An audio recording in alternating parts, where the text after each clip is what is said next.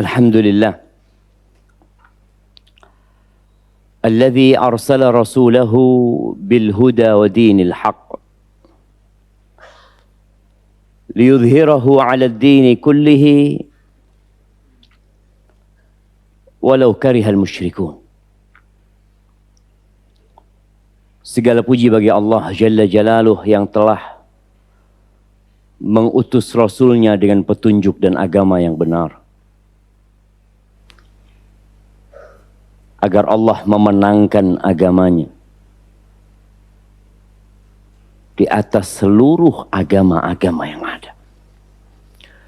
Meskipun orang-orang musyrikin membenci hal itu. Allahumma salli wa sallim wa zid wa barik wa an'im ala abdika wa rasulika sayyidina wa maulana Muhammad wa ala alihi wa ashabihi ajma'in. Ya Allah, semoga salawat dan salam, berkah dan nikmat senantiasa Engkau curahkan untuk hamba kekasih-Mu, untuk baginda Nabi kita Muhammad alaihi salatu wassalam, untuk keluarga beliau, untuk istri-istri beliau, untuk putra-putri beliau, dan untuk seluruh sahabat Nabi. Semoga Allah meridai kita bersama mereka. Amma ba'd, hadirin rahimakumullah. Sebagian kita sudah tidak seperti yang dahulu. Udah mulai malas beribadah. Nggak seperti ketika awal-awal hijrah. Awal-awal belajar, begitu semangatnya dia untuk hadir di majelis ilmu, begitu semangatnya dia hadir di shaf pertama, bahkan sebelum azan dikumandangkan dia pun sudah hadir. Tapi dengan berjalannya waktu ada perubahan. Sebagian kita merasa sudah capek,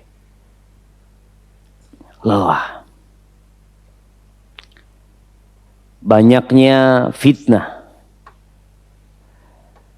banyaknya godaan yang membuat sebagian kita nggak sabar. Ahibati fillah, pandemi sudah hampir berlalu, tapi belum. Karena ana lihat kita masih wajib pakai masker. InsyaAllah. Semoga suatu saat kita mengucapkan selamat tinggal sama masker ini jemaah. Ana juga udah capek pakai masker. Sampai di pesawat ana suruh pakai masker. Kayak gini pakai masker. Terkadang kalau pramugarinya pergi ana copot sedikit gitu ya. Kita capek jemaah. Apa yang harus dilakukan? Rasul sallallahu alaihi wasallam mengatakan li kulli amalin syirrah wa fatrah. Semua amalan itu ada masa membaranya, semangat. Tapi ada masa futur, masa loyo. Dan sepertinya hampir semua mengalami seperti itu. Karena iman itu memang naik dan turun. Rasulullah sallallahu alaihi wasallam,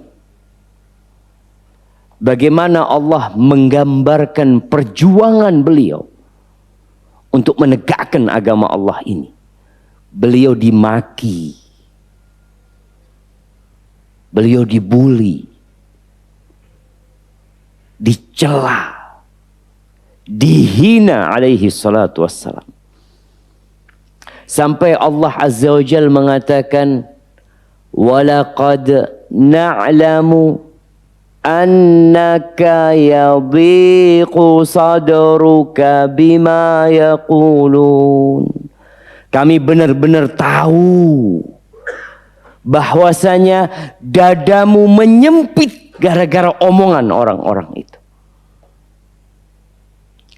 Bagaimana tidak? Rasulullah sallallahu alaihi wasallam mengajak mereka kepada Allah, menyeru mereka menuju ke segala kenikmatan, ke surga Allah Azza wa Jal. Beliau ditolak, beliau dilemparin batu, ucapan-ucapan yang menyakitkan. Bukankah 40 tahun sebelum beliau mengajak mereka kepada Allah, yang ada di kota Mekah itu pujian dan sanjungan buat Nabi Muhammad sallallahu alaihi wasallam, Al-Amin. Siapa yang tidak kenal dengan Muhammad Al-Amin sallallahu alaihi wasallam? Tokoh-tokoh Quraisy itu mereka ridha dengan Nabi Muhammad SAW. Tapi kemudian terjadi perubahan. Orang kalau biasa hidup dihina dan dibuli, biasa. Orang yang biasa hidup di rumahnya tanpa ada lampu dan penerangan, biasa dia merasakan kegelapan. Tapi tatkala seorang hidup di rumah yang terang benderang, tahu-tahu mati lampunya. Gimana perasaan itu? Dan Allah sebutkan bagaimana kondisi dada Nabi SAW. Terus apa yang dilakukan? Berhenti berdakwah? Seperti yang pernah terjadi dengan Nabi Yunus alaihi salam ketika beliau meninggalkan kaumnya. Tidak. Allah mengatakan kepada nabinya, fasabbih bihamdi rabbika wa kun minas sajidin wa'bud rabbak hatta ya'tiyakal yaqin. Ketika kondisimu sulit, dadamu menyempit, apa yang harus dilakukan? Salat. Salat, bertasbih, memuji Allah Azza wa Jalla. Maka Nabi kita alaihi salatu wassalam, idza hazabahu amrun fazi'a ila shalah. Beliau kalau dirundung masalah, beliau lari kemana? Sebagian kita lari ke hiburan. Handphonenya menjadi tempat pelarian dia. Mungkin dia menonton hal-hal yang membuat hatinya senang sejenak. Enggak. Jangan lari ke tempat ini. Lari ke tempat sujud. Wa kun minas sajidin. Jadilah orang-orang yang terus sujud beribadah kepada Allah Azza wa Jalla. Sampai kapan gitu loh. Terkadang kita berpikir jalan ini panjang dan melelahkan. Sampai kapan kita seperti itu? Hatta ya'tiyakal yaqin. Sampai datang kematian kepadamu. Dan kita tahu setan tidak pernah putus asa menyesatkan manusia. Jangan dipikir nih orang-orang yang udah datang ke masjid, orang-orang yang sudah rajin beribadah, setan putus asa untuk menyesatkan kita. Enggak. Selama hayat masih di kandung badan, maka dia akan tetap berusaha menyesatkan kita. Maka di antara doa Nabi SAW mengatakan, wa a'udzubika ayyatakhabbatani syaitan indal maut. Ya Allah, jangan sampai aku disesatkan sama syaitan ketika mati, ya Allah. Ketika mati. Dalam sebuah riwayat cerita kematian Imam Ahmad bin Hanbal. Bagaimana tatkala orang-orang membesuk beliau, beliau di antara sadar dan tidak sadar. Mereka menyuruh Imam Ahmad untuk mengatakan la ilaha illallah. Tapi Imam Ahmad dalam kondisi yang berat itu mengatakan la ba'd. Kata dia, tidak, belum, kata dia. Belum, kata Imam. Ketika sadar ditanya Imam Ahmad, ya Imam, kenapa engkau tadi mengatakan la ba'd, kata dia. Belum, kata dia. Tidak, kata dia. Kata Imam Ahmad, setan datang di ujung kakiku sambil menggigit jarinya, mengatakan, "Futtani ya Ahmad, futtani ya Ahmad, engkau selamat dari godaanku Ahmad, engkau selamat dari godaanku." Bayangin jemaah, setan ingin menumbuhkan di diri Imam Ahmad ujub, berbangga diri, merasa telah menjadi orang baik yang selamat dari godaan iblis. Kata Imam Ahmad, lah belum, ini kau sedang godain aku. Belum selesai jemaah. Hatta ya'tiyakal yakin. Selama kematian belum menjemput kita, berarti kita tetap harus beribadah kepada Allah Azza wa Jalla. Nggak ada ceritanya orang sakit berhenti beribadah.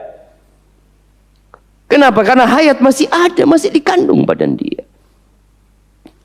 Ahibati fillah, tatkala kita mulai merasa lelah, merasa capek, kita perlu membuka Al-Quranul Karim.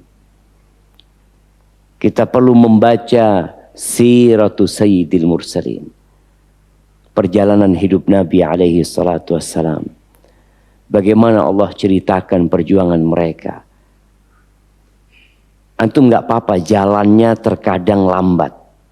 Kadangkala kita jalannya Allah Ustaz berat ya. Tapi jangan pernah jalan ke belakang. Masa lalu jangan pernah kembali ke masa lalu. Kita harus terus menuju kepada keridhaan Allah Azza wa Jalla. Para sahabat Nabi radhiyallahu taala anhum, bagaimana tatkala mereka masuk Islam, perjuangan mereka jemaah. Sebagian mereka harus disiksa oleh kaumnya. Bagaimana Bilal bin Rabah, bagaimana ceritanya Sa'ad bin Abi Waqqas ya. Diuji keimanan Sa'ad bin Abi Waqqas. Saat masuk Islam umur 17 tahun kira-kira. Masih muda belia. Dan ternyata kebanyakan pengikut kebenaran itu anak-anak muda. Kebanyakan pengikut Nabi itu anak-anak muda. Sampai ketika Allah ceritakan di surat Kahfi yang kemarin kita baca. Ashabul Kahfi. Ada yang sudah tua? Nggak ada. Mereka jomblo-jomblo semua. Innahum fityatun. Innahum fityah. Amanu bi rabbihim.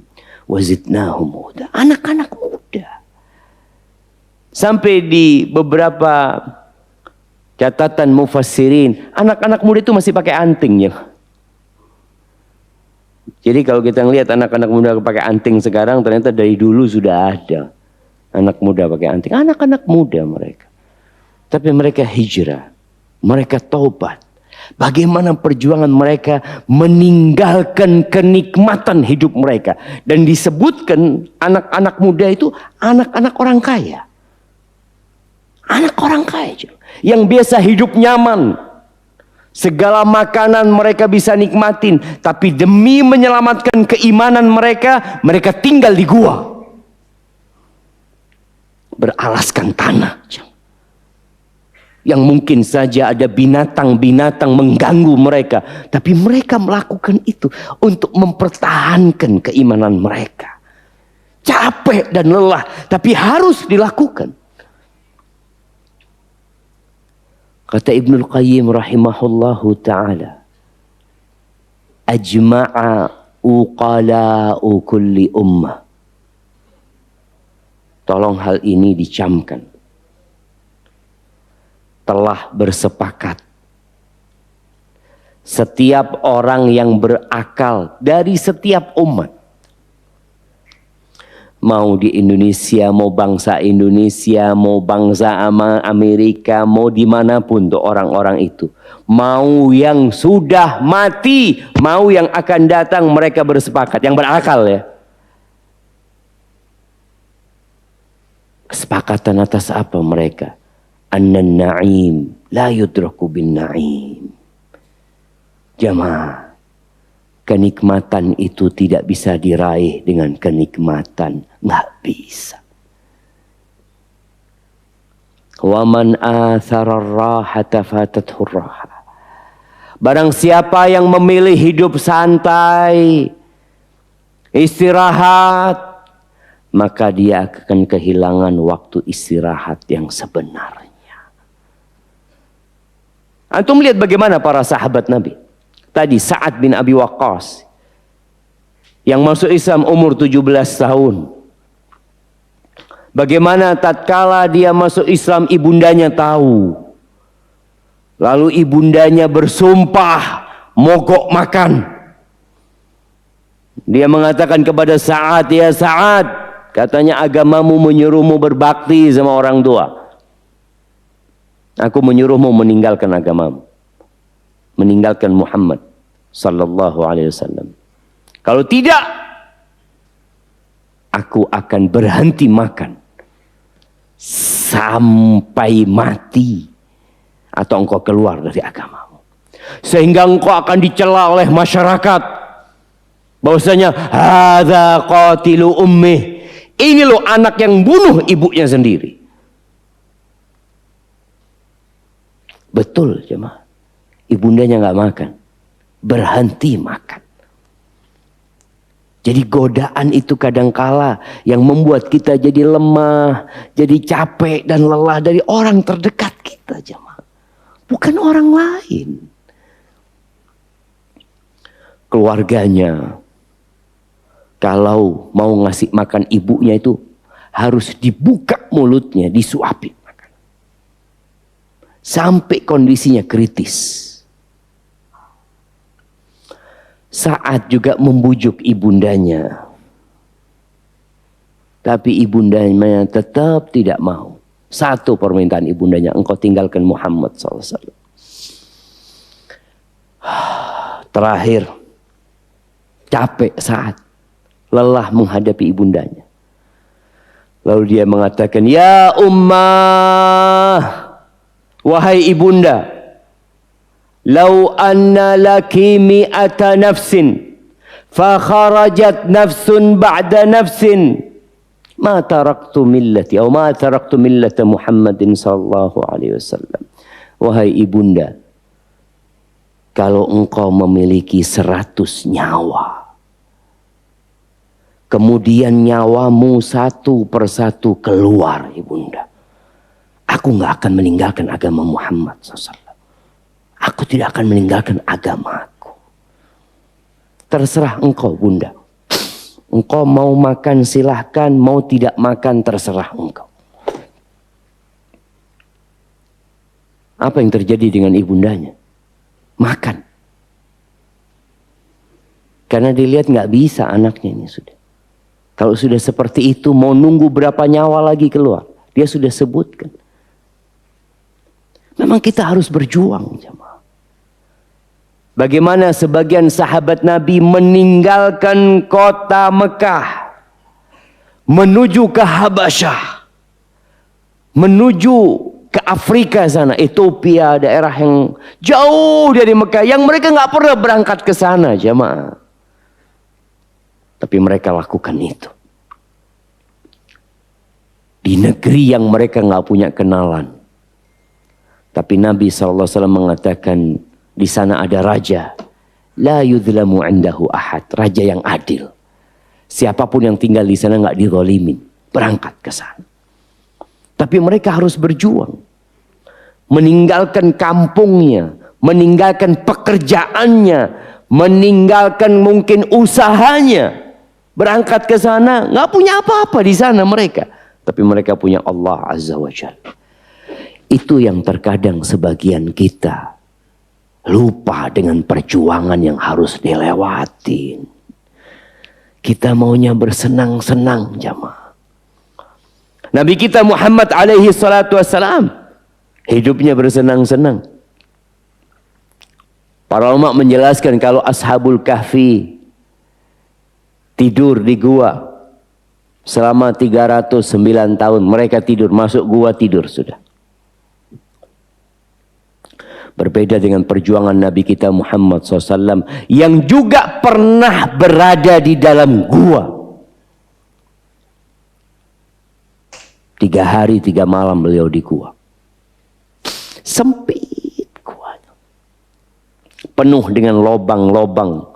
Kalau Ashabul Kahfi, lobang guanya luas. Nabi sempit. Kenapa Allah Azza wa Jalla tidak memindah Nabi alaihi salatu wassalam dari Mekah ke Madinah dengan buraq? Seperti yang pernah terjadi ketika beliau Isra menuju ke Masjidil Aqsa. Bukankah bisa Allah memberikan fasilitas buraq kepada Nabi sallallahu alaihi wasallam? Bisa. Tapi kenikmatan tidak bisa diraih dengan kenikmatan. Kenikmatan itu diraih dengan perjuangan. Maka Nabi tidur di sana. Istirahat di sana 3 hari. Sayembara diumumkan di kota Mekah. Yang bisa mendatangkan kepala Muhammad hidup atau mati 100 ekor onta. Bukankah semakin berat perjuangan beliau? Yang sebelumnya beliau berdakwah di Taif, mengajak orang-orang Taif, dilemparin batu Nabi SAW. Sebelumnya para sahabat juga sudah hijrah ke Madinah. Yang kaya raya sampai Madinah 0. Ini yang tahu dengan Abdurrahman bin Auf. Abdurrahman bin Auf meninggalkan segala hartanya. Makanya sampai Madinah, Nabi SAW memilihkan saudara buat Abdurrahman bin Auf yang kaya raya. Karena berat orang kalau habis kaya tahu-tahu harus meninggalkan kekayaannya, itu sulit jemaah. Tadi seperti yang disampaikan, kalau orang biasa miskin, terus miskin, ya biasa. Anak biasa Ustaz, makan sehari 2 kali. Ya biasa sudah.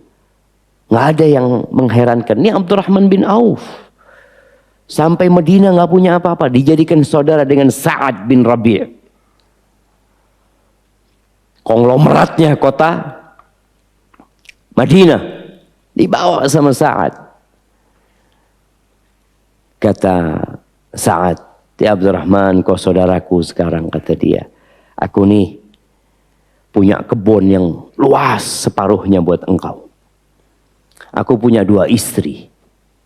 Engkau lihat mana yang lebih engkau suka, kau ceraikan nanti dia. Setelah masa iddahnya selesai engkau nikahin. Bayangin ya, cintanya sahabat di antara mereka. Apakah kemudian Abdurrahman menerima tawaran Sa'ad bin Rabi'? Mau santai, punya istri, punya harta tanpa usaha. Kata Abdurrahman bin Auf, barakallahu laka fi malika wa ahlika. Semoga Allah memberikan berkah kepada keluargamu dan hartamu. Duluni ala suq. Aku mau kerja. Di mana pasar? Tunjukkan di mana pasar, kata dia. Ada sebagian kita jiwanya jiwa mau santai. Udah ngaji nggak mau kerja lagi sudah. Hibati fillah. Abdurrahman bin Auf kerja. Umar bin Khattab radhiyallahu taala anhu sampai kota Madinah mengembala. Mengembala jemaah. Dan mengembala di luar kota Madinah. Sehingga dia harus bergantian dengan salah satu sahabat Ansor untuk datang ke kota Madinah. Nggak bisa tiap hari datang ke Masjid Nabawi. Gantian mereka jemaah. Berjuang mereka. Antum lihat mereka menjadi orang-orang besar. Dipikir mereka santai. Melelahkan perjalanan menuju kepada Allah Azza wa Jalla. Bagaimana ketika di Mekah Nabi pernah diboikot sampai makan daun-daunan alaihi salatu wassalam. Sampai kota Madinah semuanya berubah menjadi nyaman? Enggak. Perang Badar. Apa yang terjadi di perang Badar? Mereka meninggalkan kota Madinah menuju ke Badar. Ya, hanya ada 70 ekor onta yang berangkat. 70 ekor onta dengan 2 kuda. Pasukannya 300 lebih. Apa yang terjadi? Mereka gantian naik ontanya. Kalau nggak salah Nabi SAW gantian sama Ali bin Abi Thalib dan Abu Lubabah atau sahabat yang lainnya. Ketika Nabi turun Sallallahu Alaihi Wasallam, kata Ali dan sahabat mengatakan, ya Rasulullah, biar engkau yang naik onta, kami yang jalan, menggantikan waktu jalan. Apa kata Nabi SAW? Ma antuma bi aqwa minni. Kalian berdua tidak lebih kuat dari aku. Dan aku juga butuh pahala, kata Nabi SAW. Jangan dipikir antum aja yang butuh pahala. Kalian jalan, aku naik onta. Itu Nabi SAW seperti itu, jemaah. Terjadi perang Badar. Pulang membawa kemenangan. Alhamdulillah. Kemudian tahun ketiga Hijriah terjadi perang Uhud.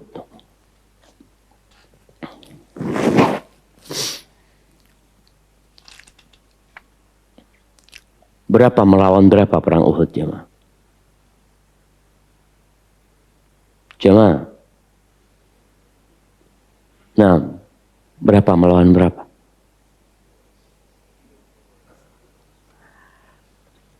Kita tuh kalau lupa sama sejarah kita cepat capek, ya. Cepat lelah kita. Tapi kalau kita membaca sejarah, antum akan ternyata belum apa-apa, anak. Nggak seberapa perjuangan anak. Sudah merasa berat, susah, letih. Aduh, belum ada apa-apanya antum. Perang Uhud itu 700 melawan 3000.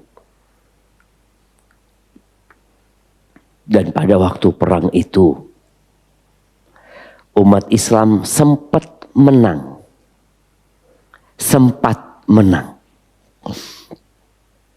Tapi gara-gara mereka lupa untuk mengikuti perintah Nabi SAW.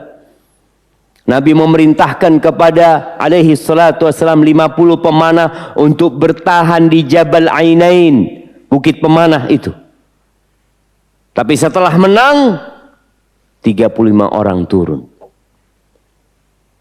Maka mulailah kekalahan umat Islam. Hamzah terbunuh. Mus'ab bin Umair terbunuh. Abahnya Jabir Abdullah terbunuh. 70 sahabat terbunuh. Bagaimana dengan Nabi kita Muhammad alaihi salatu wassalam? Beliau terjatuh di lubang yang dibikin oleh mereka. Beliau sempat pingsan alaihi salatu wassalam. Beliau bangkit kembali alaihi salatu wassalam, terluka, pipinya berdarah, cuma gelang-gelang besi itu masuk ke pipi Nabi sallallahu alaihi wasallam. Giginya patah alaihi salatu wassalam, supaya kita tahu Nabi pun untuk meraih surga Allah azza wa jal harus berjuang, jemaah. Terus kita mau santai? Selesai perang Uhud, capek para sahabat Nabi. Mereka harus menggali kuburan untuk 70 sahabat yang meninggal dunia. Karena capek harus gali 70 kuburan. Akhirnya kuburannya massal. 2 orang 1 lubang, 3 orang 1 lubang. Kita tahu mereka lelah, jemaah. Setelah perang Uhud, sampai berita ke dalam kota Madinah. Berita duka. Ada yang dapat berita suaminya meninggal, anaknya meninggal, bapaknya meninggal. Berita duka. Ada seorang wanita yang dapat berita keluarganya meninggal semua.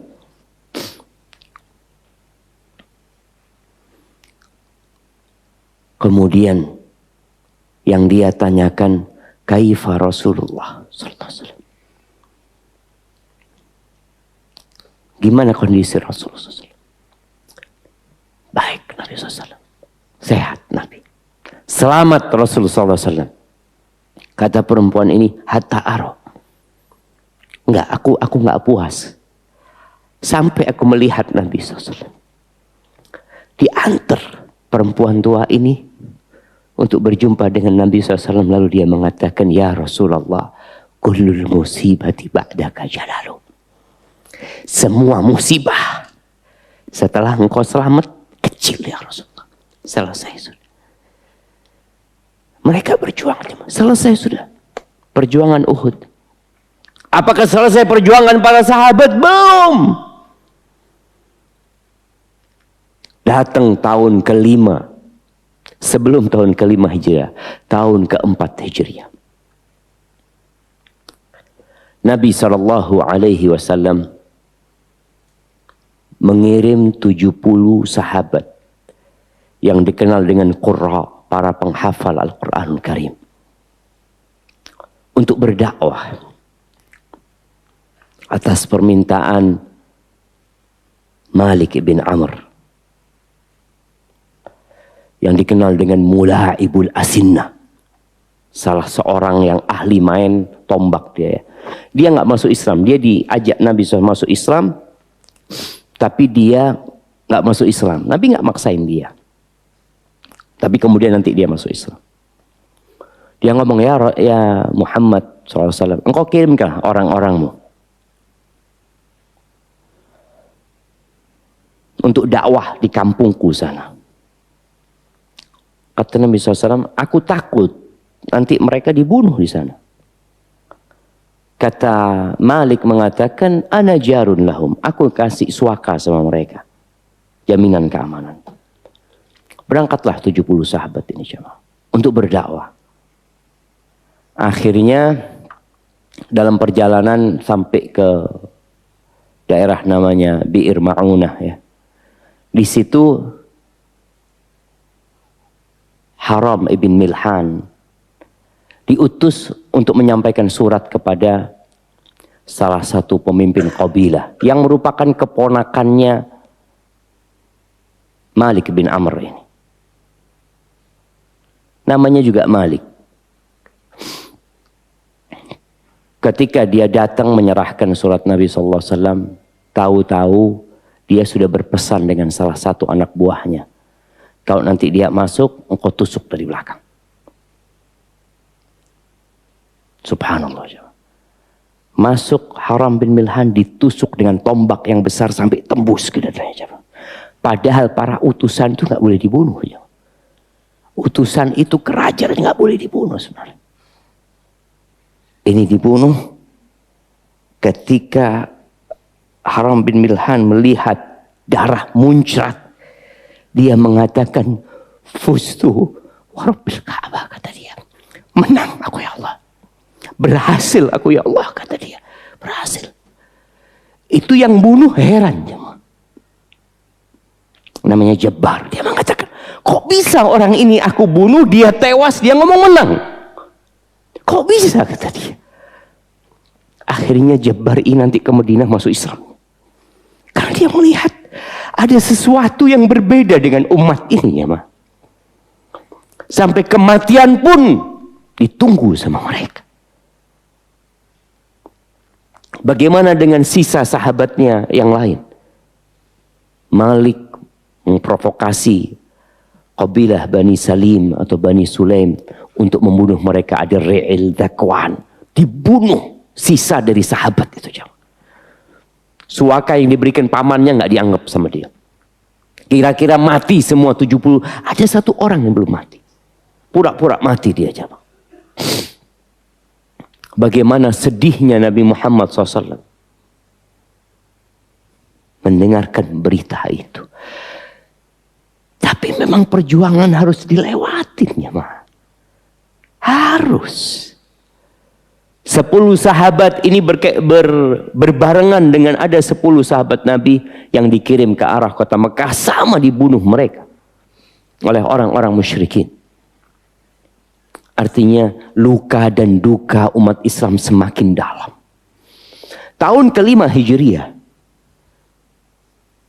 orang musyrikin bersama orang Yahudi Mereka memprovokasi kabilah-kabilah Arab untuk membumi hanguskan kota Madinah. Mereka bawa 10.000 pasukan. Supaya kita tahu setelah antum hijrah, bukan berarti jalan antum itu landai. Ini para sahabat sudah 13 tahun mereka di kota Mekah. Udah capek mereka. Peristiwa demi peristiwa yang menyakitkan mereka harus lewatin. Tapi Allah masih berikan kepada mereka ujian. 10.000 pasukan datang ke kota Madinah. Yang kota Madinah hanya berisi 33.000 mungkin. Yang bisa ngangkat senjata. Hanya kita tahu cerita itu bagaimana akhirnya mereka membuat parit. Tapi gimana perasaan mereka? Allah menyebutkan wa balagatil qulubul hanajir. Itu jantungnya mereka sampai ke tenggorokan. Benar-benar diuji sampai titik terakhir. Ketika melihat 10.000 pasukan itu datang, apa yang dikatakan orang-orang beriman? Apakah ada yang seperti dikatakan sebagian yang baru ngaji mengatakan, ya Allah, aku ini udah belajar, aku ini hijrah, aku ini berjuang, kok seperti ini akhirnya? Kapan selesainya? Walamma ra'al mu'minuna al-ahzab qalu hadza ma wa'adana Allah wa rasuluhu wa sadaqallahu wa rasuluhu. Ketika orang-orang beriman, para sahabat melihat pasukan itu, mereka mengatakan, ini yang dijanjikan oleh Allah dan Rasulnya. Ini yang dijanjikan. Janji yang mana?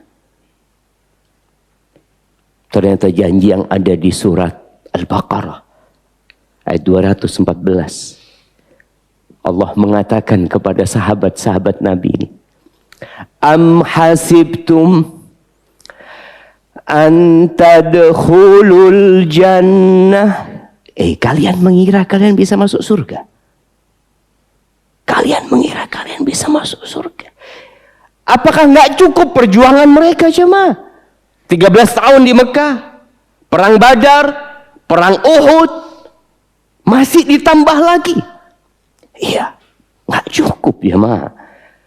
Ala inna sil'atallah ghaliyah. Barang yang Allah tawarkan sama kita nih mahal jemaah. Mahal. Am hasibtum an tadkhulul jannah walamma ya'tikum mathalul ladzina khalau min qablikum massathumul ba'sa wadh-dharra wa zulzilu hatta yaqula ar-rasul walladzina amanu ma'ahu mata nasrullah ala inna nasrallahi qarib. Kalian mengira kalian bisa masuk surga, padahal kalian belum ditimpa dengan apa yang menimpa orang-orang sebelum kalian. Mereka ditimpa penyakit, musibah, kelaparan, perang, digoncangkan keimanan mereka. Sampai Rasul dan orang-orang beriman itu mengatakan, kapan pertolongan Allah turun? Kapan? Bukan mereka tidak percaya dengan pertolongan Allah, tapi mereka melihat lambatnya datangnya pertolongan Allah. Tapi mereka yakin dengan pertolongan Allah Azza wa Jalla. Dan ketika perang Ahzab, Allahu Akbar jemaah, itu pasukan musuh dari depan, dari dalam kota Madinah sendiri ada orang-orang Yahudi yang berkhianat. Nggak ada makanan di kota Madinah. Sampai bagaimana Jabir bin Abdullah ketika melihat Rasul Sallallahu Alaihi Wasallam, perutnya itu sudah dipasangin sabuk batu. Ada di antara kita yang pernah kelaparan sampai dikasih batu perut untuk menahan mahnya. Itu Jabir ngomong sama istrinya, engkau punya apa? Ada mud, 1 mud gandum, kata dia. Udah engkau bikin roti, kata dia. Punya anaknya kambing yang masih kecil, dipotong sama Jabir. Dia masak, kemudian dia ngomong sama Rasul, ya Rasulullah, di rumahku ada makanan ya Rasulullah.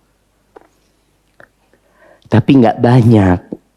Engkau mungkin bisa ajak beberapa sahabatmu. Kata Nabi SAW, sampaikan kepada istrimu, adonannya jangan dimasukkan sampai aku datang ke sana. Dan kambingmu itu jangan dikeluarkan sampai aku datang ke sana. Sallallahu alaihi wasallam. Nabi mengatakan, ya ahlal khandaq. Orang-orang yang sedang gali parit. Kita diundang sama Jabir bin Abdullah. Itu Jabir pulang ngomong sama istrinya. Kata dia, Rasulullah SAW ini ngundang orang satu. Gak tahu berapa jumlah yang akan datang ke rumah kita. Apa kata istrinya? Kalau Nabi yang ngundang mereka berarti ada makanan. Sudah. Kau tenang, kata dia. Wallahi makan orang-orang itu jemaah. Tapi berat mereka lakukan. Selesai? Belum jemaah. Selesai perang Khandaq? Belum. Perjuangan masih harus dilakukan. Tahun ke-6 Hijriah Nabi SAW membawa 1.400 sahabat untuk umroh. Pikirnya udah selesai. Berangkat ke kota Mekah. Nggak bisa umroh. Dipulangkan itu 1.400 orang. Sampai bagaimana para sahabat Umar bin Khattab radhiyallahu taala anhu ya, ketika melihat nggak bisa masuk kota Mekah dan Nabi alaihi salatu wasallam menandatangani perjanjian dengan mereka. Di mana perjanjian itu menurut sebagian sahabat mendolimin umat Islam. Kalau ada orang Mekah yang masuk Islam dan dia hijrah ke kota Madinah, harus dibalikin ke Mekah. Tapi kalau ada orang muslim yang murtad balik ke Mekah, udah nggak boleh diambil lagi. Itu Umar sampai datang kepada Nabi SAW mengatakan, ya Rasulullah, alasna alal haq wa hum alal batil. Ya Rasulullah, bukankah kita yang benar dan mereka yang salah? Kok bisa seperti ini gitu jemaah? Diuji jemaah. Belum selesai. Akhirnya pulang. Umroh tahun depan. Tahun ke-8 Hijriah. Nabi SAW menaklukkan kota Mekah. Alhamdulillah. Kota Mekah menjadi negeri Islam. Selesai? Belum. Berangkat nih. 10.000. Jumlah umat Islam udah banyak. 10.000 plus 2.000 dari penduduk Mekah. Berangkat ke Hunain. Ternyata ada di antara pasukan Nabi SAW yang ngomongnya nggak enak. Mereka takjub dengan jumlah mereka yang banyak. Kita nggak akan dikalahkan karena jumlah kita sedikit, jumlah kita banyak. Apa kata Allah? Wa yauma Hunainin idh a'jabatkum kathratukum falam tughni ankum syai'a wa daqat 'alaikumul ardu bima rahabat thumma wallaytum mudbirin. Allah ingatkan, ingat kalian dengan perang Hunain. Ketika kalian takjub dengan jumlah kalian, ternyata jumlah yang banyak nggak ada gunanya. Betul jemaah. 12.000 itu. Di waktu subuh ketika mereka masuk ke lembah, ternyata Hawazin sudah bersembunyi dan mereka melempari umat Islam dengan panah. Itu 12.000 kabur jemaah. Hanya tersisa beberapa orang bersama Nabi SAW. Belum selesai jemaah. Bagaimana dengan Nabi SAW? Aisyah radhiyallahu taala anha setelah ditaklukkan kota Mekah ya. Aisyah melihat ibadahnya Nabi SAW semakin bertambah. Sampai beliau sholat bengkak kakinya. Siapa di antara kita yang sholat sampai bengkak kakinya? Aisyah mengatakan, ya Rasulullah, qad ghafarallahu laka ma taqaddama min dzambika wa ma ta'akhkhar. Udah selesai ya Rasulullah. Dosa-dosamu yang lalu, yang akan datang, udah selesai. Udah diampuni. Terus kenapa masih harus seperti ini? Kata Nabi SAW, afala akun abdan syakura. Apa enggak pantas aku menjadi hamba yang bersyukur kepada Allah Azza wa Jalla? Bersyukur atas apa? Rumahnya luas Nabi SAW. Lihat perjalanan tadi yang penuh dengan penderitaan. Tapi ada iman yang perlu disyukuri jamaah. Kita kadang-kala lupa dengan nikmat yang Allah berikan. Bayangkan. Di akhir hayat Nabi SAW turun firman Allah, "Idza jaa nasrullahi wal fath wa ra'aitan nas yadkhuluna fi dinillahi afwaja fasabbih bihamdi rabbika wastaghfir innahu kana tawwaba." Nabi di akhir hayatnya diperintahkan untuk bertasbih memuji Allah Azza wa Jal, beristighfar. Mohon ampun sama Allah Azza wa Jal. Gak ada ceritanya berhenti beribadah. Sebelum tanggal 12 Rabiul Awal, tahun 11 Hijriah, Nabi SAW sakit parah, jamaah. Sakit. Kadangkala kita berpikir, apa belum cukup perjuangan Nabi SAW? Masih dikasih sakit sama Allah SWT. Beliau sakit kira-kira 14 hari, jamaah. Dan sampai pingsan, gak bisa sholat berjamaah ke masjid. Gak bisa. Padahal rumahnya itu nempel sama masjid Nabi SAW. Gak bisa ke masjid. Pernah salah seorang sahabat menjenguk Nabi SAW. Ketika beliau memegang selimutnya Nabi. Innaka tu'aku wa'kan syadida. Ya Rasulullah, sakitmu ini parah sekali, kata dia. Itu Nabi Muhammad SAW, jamaah. Kata Nabi SAW, na'am. Inni aku wa'kar rajulaini minkum. Sakitku ini sakitnya 2 orang di antara kalian. Untuk apa? Untuk apa Nabi harus melewatin itu? Karena ada sebuah makom. Sebuah kedudukan yang tidak berhak diberikan kecuali buat Nabi kita Muhammad SAW. Maqaman mahmuda. Nabi dikasih penyakit seperti itu karena beliau dapat 2 pahala. Ahibati fillah. Makanya kalau kita ingin derajat yang tinggi di sisi Allah Azza wa Jalla, jangan pernah berhenti berjalan di jalan ini. Capek, lelah, ya sudah. Kita minta tolong sama Allah Azza wa Jalla. Dan kita berada di bulan Sya'ban. Jangan sampai bulan ini seperti bulan yang kemarin. Bulan ini bulan diangkatnya amalan kita, jamaah. Qur'annya mulai dihatamkan sekarang, jangan nunggu Ramadan. Perbanyak puasa sunnah. Perbaiki hubungan silaturahim dengan orang-orang yang kita cintai. Karena pada bulan ini turfa'u fihil a'mal ila rabbil alamin. Angkat amalan kepada Allah Azza wa Jal. Dan Nabi SAW hampir full puasa di bulan Sya'ban ini. Karena beliau ingin amalan ini diangkat dalam kondisi sedang berpuasa. Hadza wallahu a'lam bishawab. Ana mohon maaf karena nggak bisa lebih lama lagi jamaah. Karena ada acara yang harus dihadirin. Ana terima kasih banyak udah bisa hadir di sini. Jazakumullah khairan. Dan terima kasih kepada ada Ustadz Khairul, Ustadz Fauzan dan Ustadz yang lainnya. Semoga ya negeri kita diberkahi oleh Allah Azza wa Jalla. Pertanyaannya Ana bawa aja jamaah ya. Jazakallah khair. Subhanakallahumma bihamdika asyhadu an la ilaha illa anta astaghfiruka wa atubu ilaik. Assalamualaikum warahmatullahi wabarakatuh.